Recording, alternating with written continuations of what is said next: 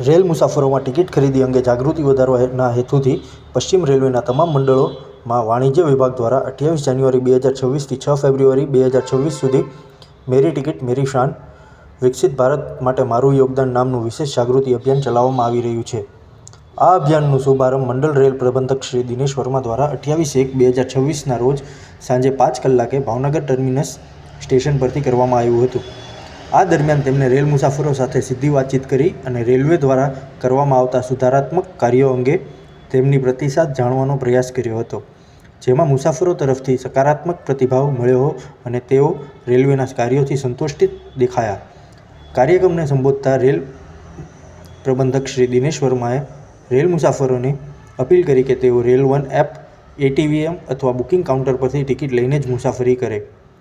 Rail one app એક all in one digital platform છે, જેના માધ્યમથી મુસાફરો આરક્ષિત અને અનારક્ષિત ટિકિટ બુકિંગ, લાઈવ ટ્રેન સ્થિતિ, પીએનઆરની માહિતી, ભોજન સેવા તથા મુસાફર સહાય જેવી અનેક સેવાઓ એક જ સ્થળેથી લાભ મેળવી શકે છે. વરિષ્ઠ મંડળ વાણિજ્ય પ્રબંધક શ્રી અતુલકુમાર ત્રિપાઠીએ જણાવ્યું કે આ અભિયાન અંતર્ગત વિવિધ પ્રકારના જાગૃતિ કાર્યક્રમો યોજવામાં આવશે. ભાવનગર મંડળના મુખ્ય 3 સ્ટેશનો ભાવનગર ટર્મિનસ, વેરાવળ અને જૂનાગઢ પર આ અભિયાન ખાસ રીતે ચલાવવામાં આવશે. આ સ્ટેશનો પર જાગૃતિ સ્ટોલ સ્થાપવામાં આવ્યા છે, સેલ્ફી પોઈન્ટની સુવિધા ઉપલબ્ધ છે તેમજ બેનર અને પોસ્ટર દ્વારા મુસાફરો સંદેશ આપવામાં આવી રહ્યો છે.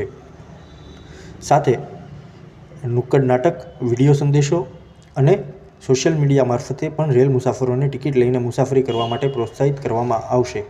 આ પ્રસંગે અપર મંડળ રેલ પ્રબંધક શ્રી હિમાંશુ શર્મા સહિત ભાવનગર મંડળના વરિષ્ઠ અધિકારીઓ, રેલવે કર્મચારીઓ, રેલ મુસાફરો तथा मीडिया प्रतिनिधियों उपस्थित रहा था. आज हम लोग पश्चिम रेलवे में एक नई मुहिम चला रहे हैं, मेरा टिकट मेरी शान.